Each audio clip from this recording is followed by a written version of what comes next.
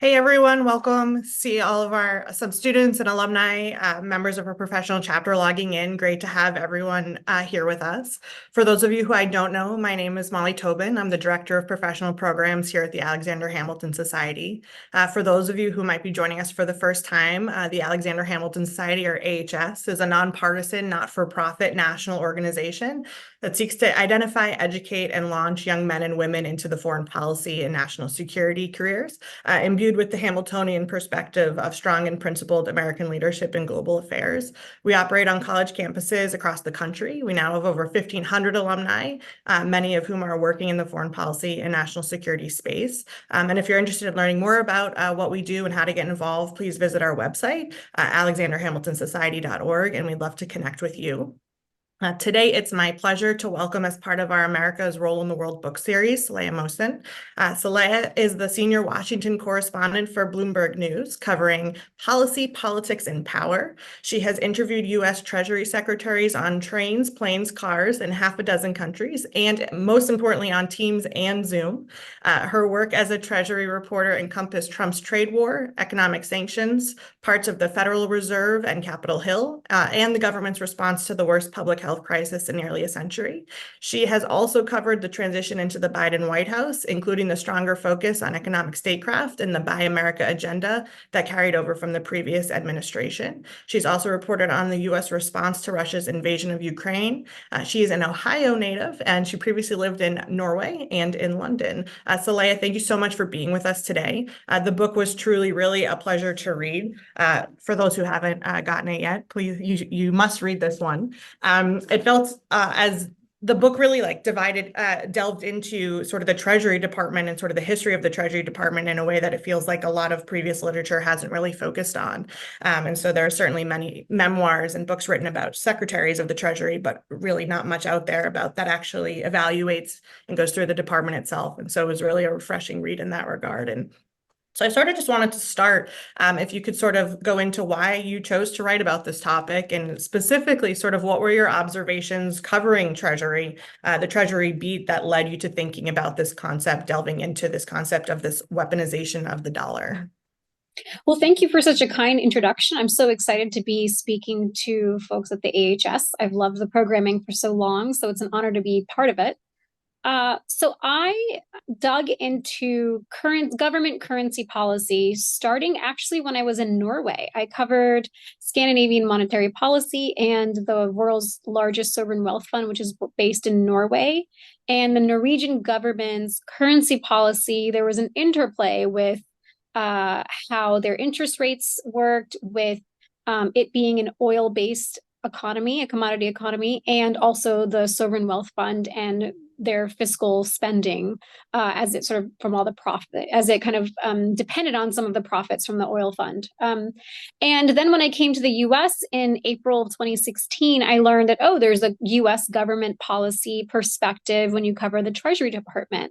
And then for the next couple of years, as I covered Jack Lew, Stephen Mnuchin, and Janet Yellen at the Treasury Department, I realized that a lot of the economic policies that the Treasury Department has a hand in can be rooted or traced back to the currency policy of the day. And the currency policy of the day is actually quite revelatory of where the administration is heading when it comes to trade or different forms of tax policy, and it also can touch on other parts of the economy and their relationship, the U.S.'s relationship with international economic counterparts. And so I decided to write this book. The other reason, like you said, Molly, there's a lot of books about by former Treasury secretaries, a lot of autobiographies.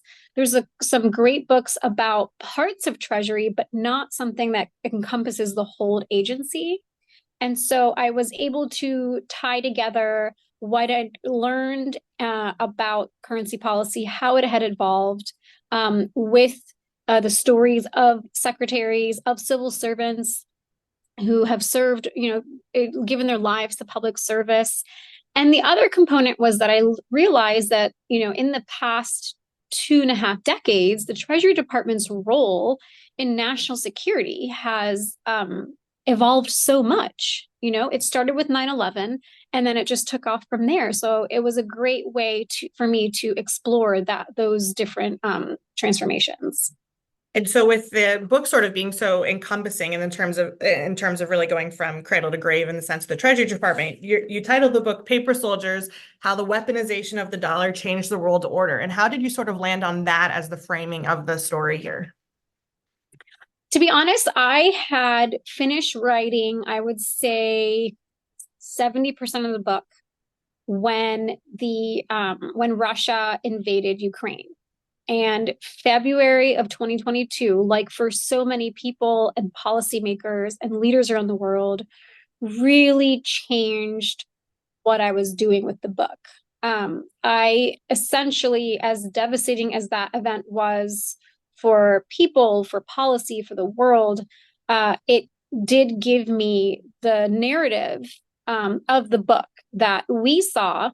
You know, I begin and I end the book on February 26th, 2022. In fact, it's precisely 5:13 p.m. on that date, because that is the moment that the US led a pack of, I think it was a growing pack, eventually it was more than 30 countries, to levy the harshest economic sanctions on earth. And those were imposed on Russia. And since then, we have more talk about de-dollarization. We have a lot of talk about America's role as a superpower, and a lot of domestic, inward looking, self-criticism, questioning going on across our democracy. And so I thought, well, I've already been thinking about how Treasury's role as an agency has become more powerful since 9/11. This actually basically gave me the bookend through which to cast the narrative. And we're going to obviously dive into sort of talking about the Russia sanctions package and sanctions as a whole as we get more into the conversation. But when you were writing the book, I mean, obviously your reporting at Bloomberg has spanned a few Treasury secretaries. When you were writing the book, did you find that sort of there was a difference in writing about those secretaries who had directly reported on rather than those that you did not? There was a difference. I'll say the hardest person to write about was Paul O'Neill, because he had passed away. So I wasn't able to speak to him. Hank Paulson and Tim Geithner, I did not directly cover. Bob Rubin either. And I spoke to them. I spoke to a lot of people who worked for them. And for those who I didn't cover directly, I spent a lot of time trying to piece together how their influence and their work evolved in real time. So rather than looking at it with too much hindsight of knowing how things panned out, I looked at a lot of newspaper articles of the day to see what was the initial headline for that first announcement. If I take the example of Hank Paulson, there's a famous scene, and it's in the book as well, that when he was trying to get TARP passed in the aftermath of the financial crisis or the subprime mortgage crisis, he knelt on one knee before Nancy Pelosi. And I dug into exactly how that was first reported publicly, things like that. When it came to Jack Lew, Stephen Mnuchin, and Janet Yellen, it's a little bit different because I had a front row seat to those years. And the funny thing is that so much happened over the years that I would see a headline and I would say, oh, I forgot that this event happened in 2015 or 2018. And then I would click on it and I was the one who wrote the story. And because there was so much happening, covering Treasury was a busy beat. So you do get to know the secretary, I did get to know the secretaries that I covered in a little bit of a different way. And including the officials who reported to the secretaries, but it still involves a lot of research and sort of looking at things objectively and in real time. And did you feel that sort of applied in the same regard to sort of your observations and changes of economic policies when you were covering, say, over the last decade, rather than things that you were writing about 20, 30, 40 years ago? Absolutely. I mean, I was able to write with a lot of clarity the about face in economic policy that we experienced under Trump and give deeper analysis on how that converted to into the Biden administration and how some of those policies that Trump brought in that were so shocking became bipartisan, actually. When it was historic pieces, it is harder to get the crunchy, sort of fresh information, a fresh perspective on how to tell the story. And I particularly struggled with that when it came to scenes about Bretton Woods, because Bretton Woods is where it's been 80 years since this very important moment in our global and economic and national history, where countries, before World War II even ended, 44 countries came together in New Hampshire to create the new economic order. And by design, the US currency was crowned King Dollar. And this has been written about in so many different ways by so many different people. And I thought, well, if I'm going to put it in my book, there has to be something unique about it. So I just made it very, very Treasury focused. And so I talk about a Treasury official, Harry Dexter White, rather than focusing on some of the other characters. We're going to get back to Bretton Woods too. So I want to talk sort of about this development that has really happened in the last 20 years, where the Treasury Department has sort of moved along from focusing solely on economic policy, but also to be really connected to matters of national security and foreign policy. And the Treasury is very much part of our apparatus now of national security and the foreign policy structure we have via sanctions. And this was a change that's really happened post 9/11 when President Bush declared the global war on terror. And I'm hoping you can speak a little bit about this change and just sort of walk folks through your observations of this transition and the significance of it in terms of the Treasury Department. Absolutely. I think what we tend to forget is that the war on terror, George W. Bush did not launch the war on terror with a military tank rolling into a foreign country or an American troops hitting the ground somewhere. The very first action of the war on terror was September 24th, 2001, and it was a Treasury action. W. Bush spoke in the Rose Garden, and standing next to him was Treasury Secretary Paul O'Neill, and Bush announced that with a stroke of a pen, I have given Treasury unique authorities to impose economic sanctions on terrorists and bad actors, and also gave Treasury powers to track the financial footprints of terrorist financing in order to see how did the money flow through the system to fund the attack, and what can we see of how money is now flowing for what the next attack might be. Because the Twin Towers in New York, they came down and it cost less than $500,000. And that money moved in broad daylight through the global financial system, including the American banking system. And so Treasury, because we are the owner of the world's reserve asset, we were able to get unique information and data from different authorities in the world that would help continue to provide global security. And so if you think about just the evolution of that department, there was no TFI, Terrorism and Financial Intelligence. That unit at Treasury didn't exist before the USA Patriot Act, that it was developed in 2004. In 2001, when 9/11 happened, the OFAC, the Office of Foreign Assets Control, the very powerful sanctions unit that I had an after-hour tours of for the book, and I write a little vignette about what that little office is like. Now it's so powerful. Everyone knows who this office is and has heard of their work.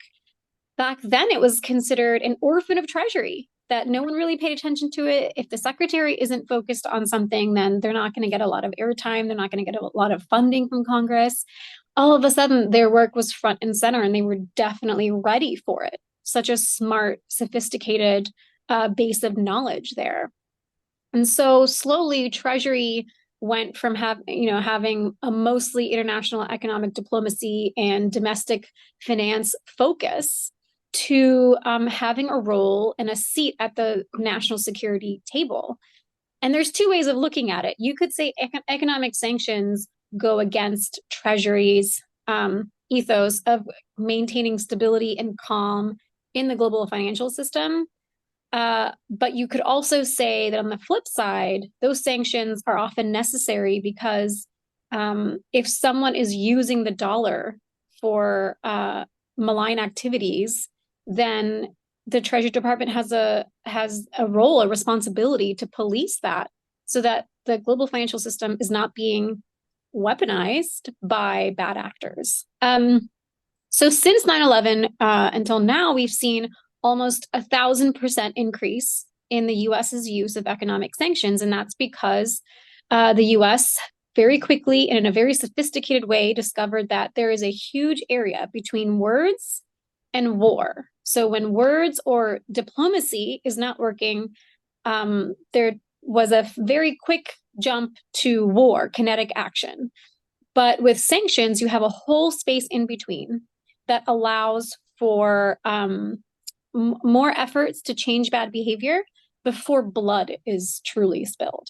And so we've seen with Iran and with Venezuela and North Korea and countless other sanctions programs that type of leverage being used.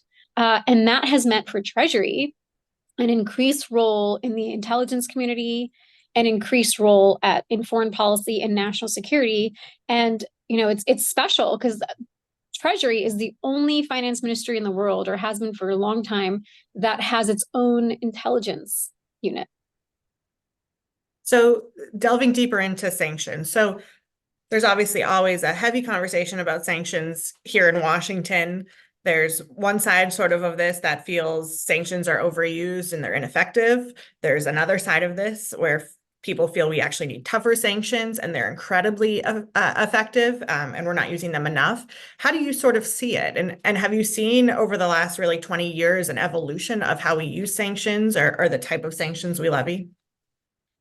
There's definitely been an evolution. Sanctions have become even more sophisticated, especially in the 2010s, as we saw secondary sanctions come through.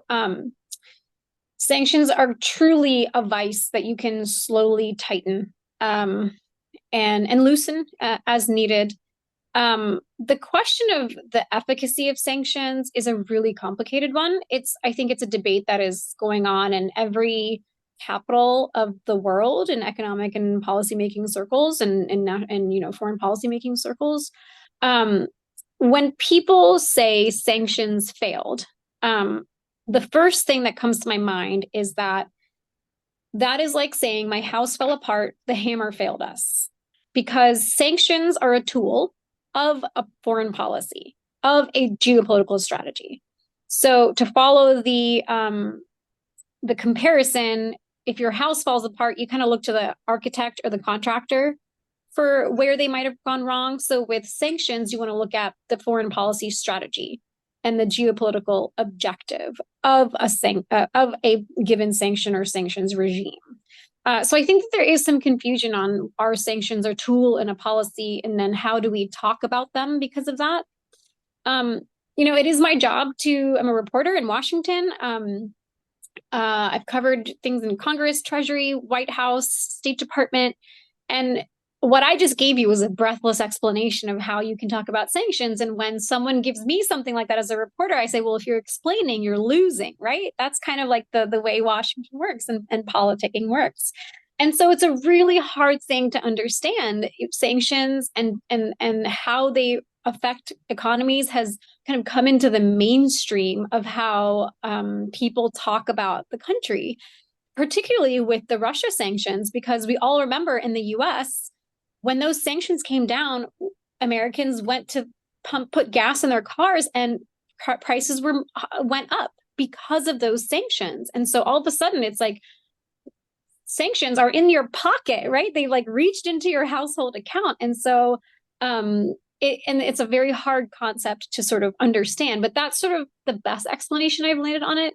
I think that officials also can muddy the waters. I think when we heard President Joe Biden about 6 weeks out from those economic sanctions say, well, look, we sanctioned Russia and now the ruble is rubble, you're putting a direct equation on whether you think it works or not. So it's been a confused message on several levels. So diving into the Russia sanctions, it was obviously passed by the Biden administration, the largest sanctions package ever. And we're now 2 years into the Ukraine war. Did the sanctions do what they thought they would do? I mean, would people 2 years ago have thought we'd be in a different place in this war because of that sanctions package? That's such a hard question to answer because on the one hand, in the past year, Russia has imported $1 billion worth of microchips from Europe and the US that has helped war technology. And they've done that without violating any sanctions. And that's shocking. And the other metric is the war is still going on. I think there was a perception, at least, that sanctions would come down and the war, like Putin, would turn around. That didn't really happen. And one thing I endeavored to do in the final parts of the book, where I do talk about Russia and what happened in 2022, is I reminded myself and then readers that when the invasion first happened, there was thinking, and this is public information, it's been out there, that there was an expectation that Kiev could fall in 72 hours. And so all the action has to happen right now, and it's got to be big. And that didn't happen. And so the war is still going, but it didn't end in a way that was against what sort of the US-led alliance and coalition wanted.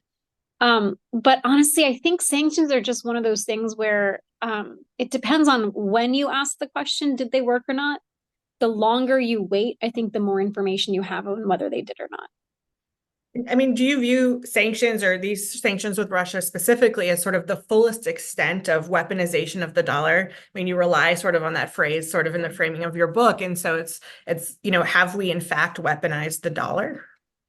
Yeah. And, when you talk about weaponization, actually, the word that I intentionally didn't use was abuse, because that's what people start to wonder.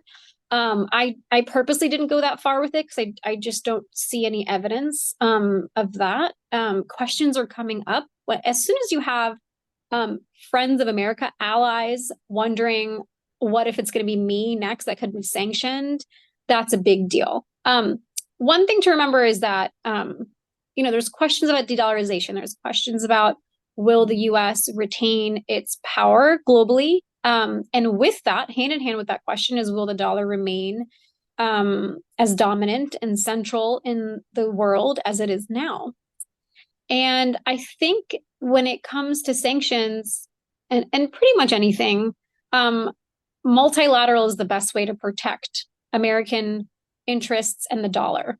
And everyone says it's US sanctions that maybe failed, right? But they were US-led sanctions. 30 plus countries came together with the US to levy those sanctions. And I think that's an important thing to remember. So you mentioned before Bretton Woods, and I want to go back to Bretton Woods. And so in the book, you really do a wonderful job of capturing how Bretton Woods was this meeting of economic integration, and it really marked when the dollar became known as king. And how has the power of the dollar changed since the end of World War II to now? I mean, is the dollar still king? It is still at the center. It's almost like the English language. It's so entrenched that you couldn't remove it easily. It's been interesting. It goes hand in hand with America's power abroad itself. They each rely on each other.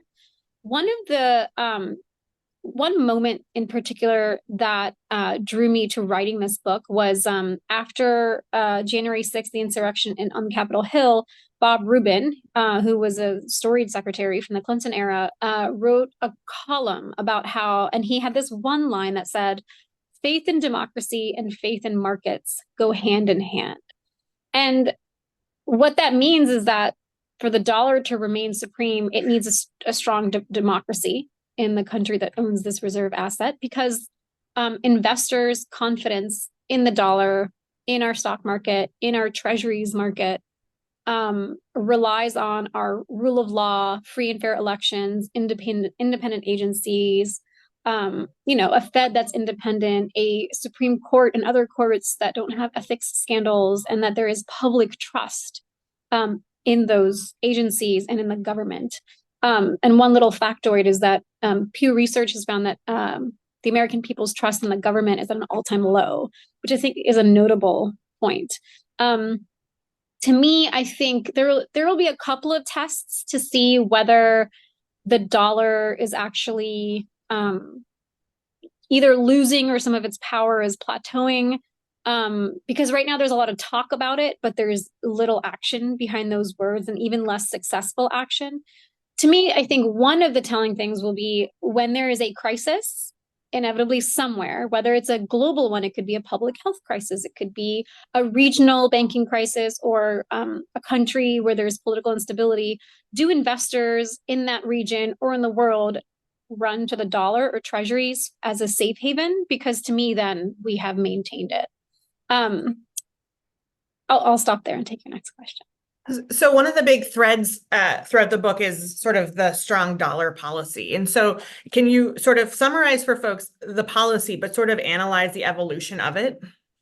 Yeah, the strong dollar policy, it's a mantra from the Rubin era of the Treasury Department. It is some formation of a strong dollar is in the country's best interest. And it is a policy that it underpinned globalization, because to have a strong dollar meant a strong foreign exchange rate for the dollar meant that American consumers can get very cheap goods from overseas. It kept a lid on inflation. But on the flip side of it, it did have some negative effects, because it meant that American manufacturers thought their goods could not compete in markets. And so, we had the hollowing out of the manufacturing sector. The states that kind of represent the backbone of that are now called the Rust Belt states, because factories have actually rusted since that. And so there's pros and cons to a strong foreign exchange rate of the dollar that's kind of expected by the world. And that mantra, that dollar policy kind of said, no, we like a strong dollar. And it's two definitions, right? The strong foreign exchange rate, and also just as central, the dollar's hegemony.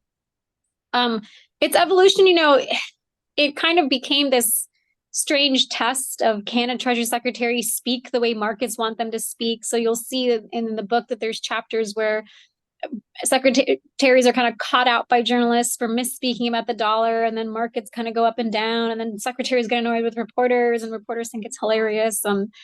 Paul O'Neill and Jon Snow struggled with that. And then we get to the financial crisis, where actually the policy kind of went dormant to a certain extent. There was too much other stuff happening. And we did see that there were questions in the aftermath of the 2008 crisis that an American-made problem caused a global economic meltdown. Maybe we're too exposed to the dollar, but treasuries and the dollar were a safe haven. So that proved that it's easier said than done to shake the dollar habit. And then the policy kind of came back with Trump. Stephen Mnuchin, his Treasury Secretary, talked about the benefits of a weak dollar, which were true, and union leaders had been saying for ages that a weak dollar isn't necessarily bad. And we finally had a secretary who wasn't afraid necessarily to talk about that. And in the very first chapter, I kind of unpack, particularly sort of in depth, why listening very carefully to Stephen Mnuchin when he talked about the dollar would reveal so much about where policy was heading. But in the moment, markets and journalists, no one had time to listen too carefully. And with Janet Yellen, we saw that the strong dollar mantra did not return, even though one former Treasury Secretary, Larry Summers, called for it. He said, whoever is Biden's Treasury Secretary, the first thing they should do is reinstate the strong dollar mantra. And Yellen didn't do it. And that's a representation of how the Democratic Party and Biden adopted the populism and protectionist policies, inward-looking trade policies that Trump sort of zeroed in on. It seems like, in a lot of ways, like the US dollar used to be on the offensive, but it now is on the defensive, in the sense that Treasury secretaries have to sort of convince the world or defend the dollar. Their investments are safe here when there's turmoil or any jarring statements are made. I mean, have you seen that change? And what do you take of that? Yeah, I think it's interesting that before, when a secretary may or may not, or even Fed official might comment on the dollar, it was sort of like Fed would say, oh, that's the purview of the Treasury Department. We're the junior partner when it comes to actual government currency policy. And when it came to the secretary commenting on it, it was always like, oh yes, we're around forever. The dollar is center. But now, when people ask that question, the Treasury Department and the Fed have revealed that a defensive posture, because they will say, well, people talk about threats to the dollar's centrality, but there's no alternative. So the minute you're saying there's no one else, to me, that is a defensive posture. And there's nothing wrong with a discussion of de-dollarization. I think it's very, very healthy. I do think that while on the one hand, every decade has brought a hearty discussion about, is the dollar reign over and who could be next? 90s, it was maybe it's the yen. And in the early 2000s, it was the euro, new kid on the block. And after that, the financial crisis had people questioning American power. And now it's maybe China or a crypto or Bitcoin or CBDCs. Now, what looks different to me, at least, is that for the first time, the landscape against which that conversation is happening is different. We've had the same economic order for 80 years since Bretton Woods, 1944. And with Russia's invasion of Ukraine, a G20 country is sanctioned, has done undertaken a land invasion, and that economic brotherhood is fracturing. And so at the same time, to have conversations about de-dollarization is a big deal, not to mention our deficit problems. I'm going to keep diving into some questions, but I just want to let our audience members know they should feel free to drop any questions they have for you in the chat feature here, and we'll get to those questions soon. But going back to what you were saying sort of about Bretton Woods and Russia and the G20 and the sanctions, I mean, it seems like Russia and China seemingly are finding loopholes, right, to this structure from Bretton Woods. And you talk a lot in the book about Russia, about China, and you say that the U.S.-China relationship is deeply intertwined and fraught symbiosis. And so has China's sort of growth as both a military and a political power changed their approach to currency policy? Should it be changing ours? And what do you sort of see as the next focal point in the Treasury in terms of Russia and China being? It's a great question. The chapter on U.S.-China, I call it a turbulent marriage, because the U.S. and China are deeply integrated in terms of our economies, but don't always get along. We can't untangle ourselves easily from each other, have different ways of looking at the world. I outline in the book about how the U.S., we look at things in short term, near term, in terms of history and forward looking. And so, we've got a Congress that's dealing with every 2 years or 4 years of turnover, definitely in the White House. Whereas in China, there's 1,000-year horizon for everything. There is, they talk to American policymakers about, first, we're going to start 100 years ago where we were at, and then we're going to move forward from here. And with the way their government works, they have leaders in for a long time. So they're not looking at a 2 or 4 year term situation, right? And so they can plan longer. And that's one really big reason where they can kind of misunderstand and talk over and around each other by accident and maybe by purpose.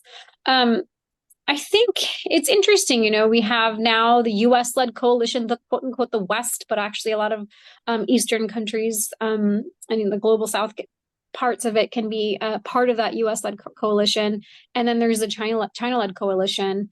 And, to loop back to our earlier chat about sanctions, Russia sanctions and whether they're working or not, China has a lot to do with the reason that US-led economic sanctions have had a different effect than expected at first. So I think the big focal point that I hear as I talk to folks in DC is that how China may or may not be preparing for US-led sanctions on it should it invade Taiwan, and what the intelligence community here thinks about the likelihood and timing of such an event. So a couple more from me, and then there's already some questions flowing in, but you in the book sort of describe some of the dangers of the politicization of the debt ceiling. Can you summarize sort of the threats of alternatives to the dollar? I mean, and what in your view should the US be doing, or are they doing, that maybe isn't being picked up enough to sort of rein in suggestions of alternatives to the dollar? I think there's nothing wrong with a robust debate about alternatives, and there's nothing wrong with some countries diversifying away somewhat. If the world does level that just a bit, there's nothing wrong with that from a very US-centric perspective. If the world were to, if the dollar were to lose some of its centrality, then our sanctions bite would be way less, and that's not a great thing for American foreign policy considerations and economic considerations.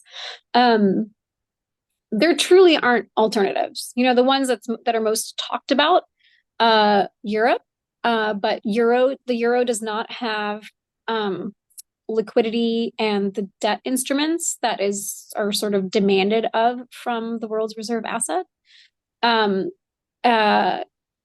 The Chinese yuan comes up a lot, and maybe like a BRICS plus currency also come up, but with each of those, is the yuan able to again offer liquidity and sort of follow the laws of supply and demand rather than set an exchange rate by the government? And that's a challenge. And China's market is not as open as America's is. And there's not as much transparency into the government and how they operate. The other thing is, I think investors have just really gotten used to a world's reserve asset that is underpinned by a democracy that is strong. And what is worrying, I think, is that globally there is more uncertainty about how America's democracy is actually doing. And to that, I think the thing to remember is that a strong democracy it requires self-criticism. And we're in a very self-critical moment right now, and it's playing out on the world stage. And we've been here before, and in the past 200 years, there have been moments that have been just as rife with tension, to use very diplomatic words, as they are now. Maybe worse, maybe a little bit less worse, but we've gotten through those. And so it takes that self-criticism to maintain strength in democracy. So if we can emerge from this, then that means in 50 years, we still have free and fair elections, which means that there will be a level of predictability to governance, which is not the case in some of the other countries that appear to be contenders to the dollar. Let me transition it over to some of the questions that we've gotten from the audience. So the first is, have you considered Bitcoin's potential upcoming role in geopolitics? Some possible outcomes, it seems, the incoming irrelevancy of sanctions, borderless transactions, and the abandonment of the Triffin dilemma, and therefore the return of manufacturing in the States. Is there anything else you might see? Yeah, I think it's interesting. Cryptos have really changed the debate quite a bit. I don't talk about them much in the book per se. Largely because I think to be a world reserve asset, you do need to be backed by a central bank, a government. But Bitcoin and actually just generally cryptocurrencies have opened the door for people to work around sanctions. And I think that is a space to really watch to see how the Treasury Department may enforce sanctions. And there's a lot of space there. There's a lot of room for the US, for the Treasury Department to go tougher on enforcement of its economic sanctions. And a lot of that, they can turn that energy to cryptos. Yeah, I mean, in terms of trade, I mean, that's a great question. I haven't thought about it in terms of trade and opening up borders and things. I think that's a great angle to pursue. Another question we have is, let me do a follow-up on that one that we just got. So why does a reserve currency have to be backed by a central bank or a government? What's the premise? The premise from that is that I'm talking about like big institutional investors, multinationals. They want the reserve asset to have predictability. And when you don't know where a cryptocurrency might be based or headquartered, or how they may or may not be following regulations, you don't want to put trillions of dollars investment into it. So next question for you there, keep streaming. A number of central banks led by China, but including many other countries, are diversifying away from US treasuries into gold. Seems to have been catalyzed by the freezing of Russian treasury holdings. Was this turning point in use of sanctions that has caused many countries, including our allies in the Middle East, to want to structurally lower their use of the dollar? Oh, yeah, I think so. I think watching gold and how The price is being affected by inflows that have to do with de-dollarization. That's a really interesting spot to watch. Also, just other de-dollarization efforts. I think that, like I said earlier, there's been more talk than action. But I think the talk and even what action there has been is huge. It's significant because even if, let's say, for example, India has been buying more Russian oil since the invasion, and that means Russia has ended up with a large stockpile of rupees, but they don't actually know how to spend those. The convertibility is not as great as the dollar. Everyone will take your dollars in exchange for something, but not necessarily the rupee or another currency. But the fact that we've gotten so far that the rupee, the Indian, leaders have stepped up and created that mechanism is something to be studied and could be replicated in the future. And there's other examples of that too. There's an example of Russian local companies issuing local debt in the Chinese yuan and having some success, but then finding that there's not enough liquidity.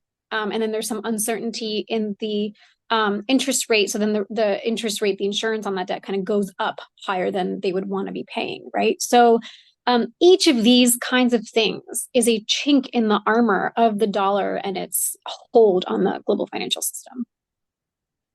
The next question we have is, do you think Russian sanctions helped BRICS gather support? I think so. I mean, that's sort of the start of the book and where I end, that that the moment people started wondering that U.S. policy is uncertain, we don't know where a U.S. president could aim economic sanctions next. And I think that absolutely triggered the need for more unity when it comes to finding a way to reduce dollar exposure. And there was a big meeting, I remember about a year ago in South Africa, which I think was hugely watched by a lot of people here in the US at Treasury Department and IMF and the White House on how people would unify behind a mechanism that allowed countries to trade outside of the dollar. So the next one from one of our professional chapter members is, how does U.S. economic foreign aid play a meaningful role in enhancing international trust in the dollar and enhancing its power? And how can the dollar be both a carrot and a stick? Oh, that's a great question. It kind of gets to sort of hard power and soft power that the US and its currency tend to have. I think foreign aid kind of buys that goodwill to trust in the US. And that's one of the reasons why America has been a little bit perplexed by China's Belt and Road Initiative, because that also buys China that same soft power. And those, deepen some relationships around the world when they lend like that. So there is a mechanism, and I think it also just goes to America's role to provide stability and security globally. So there's a question, which I'll tie into one of my own, which is sort of, how do financial media outlets think about their large influence due to the importance of rhetoric? And you write in the book sort of the importance of Treasury secretaries being very careful with their words and how that can have big impact. And so in that regard, sort of, how do reporters play a role in all of this? Yeah, that's an interesting tension, because it is my job to seek the truth and ask questions that can sometimes irritate the target of those questions. Maybe ask the same question a couple of different ways, a couple of different times over a couple of months, because we're trying to figure out, is there a shift internally that we should be wary of, mindful of, be aware of in terms of where US policy can be headed? I think that words really matter. How a policymaker describes a policy agenda or the state of our foreign policy objectives, our military, or our economy has huge influence and impact. And they should be mindful, because a secretary, particularly a secretary's words, can move markets. And if there is too much of that, it can be, too much market moving based on their words. It's called jawboning, where you are using words and rhetoric to influence a stock market or a commodities price, or markets in any way. And other countries can then see that as interference or intervention. And so that the US sort of has always sought to set an example of the government not or trying to refrain from meddling in those things, in the laws of markets and laws of supply and demand. Have you seen sort of over the last decade or so sort of a change in how reporters like yourself who are sort of been on the Treasury beat? I mean, is the reporting becoming more about sort of national security, foreign policy, less about the economy? Or like, have you seen a transition in that kind of reporting? It's not less about the economy, but it is more about national security. I mean, the term economic statecraft has taken over not only like the foreign policy world, but also for reporters as we cover what the Treasury Department and Congress and even the Fed, their role in some of these things. That economic statecraft is sanctions. It is another way to talk about Treasury's role at the national security table in Washington and those like interplays. And it's become huge because we're seeing whole economies being affected by American sanctions, which are really just signatures and something's posted on a website. And then all of a sudden, a whole economy or a company or an individual or a government has seen a big shift. So there's a question sort of about the outlook of the Biden administration on the dollar policy. And you had mentioned the continuity with the Trump administration in regards to protecting American domestic production. Is the rhetoric between the two really the only difference here in the policy? I think the rhetoric has actually been similar. You just hear Yellen and Biden talk less about the dollar than it was talked about under the Trump administration. Otherwise, you do hear the Biden administration talk about a worker-friendly currency policy, and that is basically we need to support our manufacturing sector, right? So to me, when I was kind of fascinated when Biden first came in, you know, he talked about Buy America, and he said things like talked about friendshoring, and that's actually very similar to America First and Make America Great Again. It's all sort of pointing toward inward-looking policies, and that's interesting because it's something that the rest of the world isn't used to from the U.S. So sort of going back to this thread about weaponization, and we spoke about it a little bit in the beginning, and how you actually came up with this title sort of when you were sort of on the tail end of writing the book. But in a lot of ways, weaponization can seem, I think people take it as like a negative term. But is there language or rhetoric that can weaponize the dollar that you view it as actually like in a positive way? And sort of in your framing and naming of the book, I mean, to you, is weaponization a positive or a negative in looking at sort of the greater toolkit? For me, it's neither. I didn't really start thinking about that until now that the book is out. People have said, "Oh, were you referring to an abuse of power?" and then negative and positive. To me, it was just fact. We have just started to use the dollar for very different purposes than initially it was planned, right? I feel like Alexander Hamilton was the first Treasury Secretary that the country had. I would he would be so shocked at our deficit level right now. Even though he did write famously that public credit is the price of our liberty. So we need debt. America runs on debt. So the goal is not to have zero debt, but $34 trillion. You could say that is a weaponization, that politicians are weaponizing the deficit and therefore weaponizing the dollar. So pulling on the Hamilton thread, because we would obviously be remiss if we didn't. What do you think? I mean, you sort of just gave an assessment on what his current state of the dollar would be, and feel free to elaborate on that any more you'd like. But what do you think his advice would be to whomever is the next Treasury Secretary? That's such a great question. I don't know because, you know, I think he would be so shocked. I think the founding fathers would be so shocked to see what economic sanctions that they exist and what they've become and the power that they can give us. And at the time, you know, the dollar became the world's reserve asset in 1944. So at the sort of the dawn of the country, that, you know, it was sort of considered a Hercules in a cradle, but still in the cradle. I don't know if they necessarily foresaw, maybe just hoped that the US would become this powerful. One of the earlier anecdotes in the book is how Salmon P. Chase, who was the Treasury Secretary during the Civil War, saw that, okay, Treasury coffers are empty. We need a different currency. We need to change how we're looking at our currency. We need a paper currency, not necessarily tied to an ounce of gold somewhere, but it's just credit, you know, a little certificate. And the concept of a paper currency was considered by some lawmakers, quote, immoral. And for one thing, that makes me laugh because I think now there's so much fear about Bitcoin and CBDCs and cryptocurrencies. And maybe that fear is misplaced because it was there for paper currencies. And now everyone has a paper currency. It's unthinkable that you would think it's immoral, right?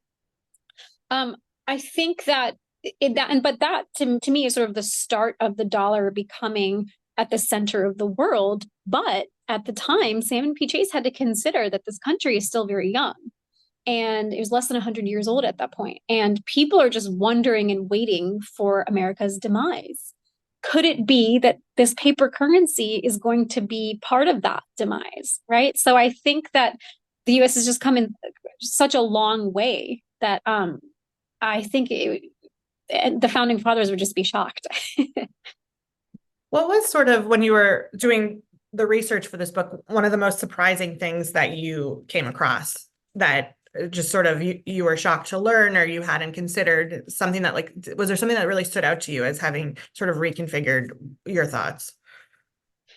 I had a really interesting conversation with Tim Geithner for the book, and I spoke to him in January of 2022, so about a month or 6 weeks before the big Russia sanctions and the invasion and all that stuff. So if you kind of reframe to how yes, we were talking about concerns about American democracy, but the de-dollarization part of that, and has the US possibly overplayed its hand in terms of weaponizing the dollar, that conversation hadn't started.